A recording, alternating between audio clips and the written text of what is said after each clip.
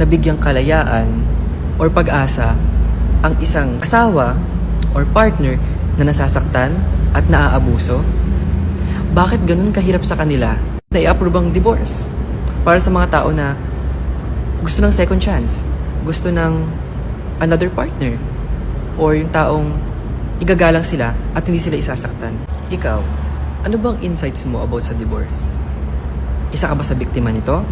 Or galing ka ba sa pamilya na may pang-aabuso, may pananakit sa asawa?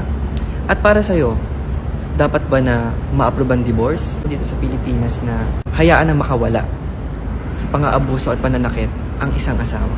Sa tingin mo, ano ba yung biggest reason ng Katoliko or simbahang Katoliko or ng church para itutulan ang divorce? Actually, pwede rin silang kumita ng pera dito. Total, sobrang halaga naman sa mga taong makajos o simbahan ang pera. Diba?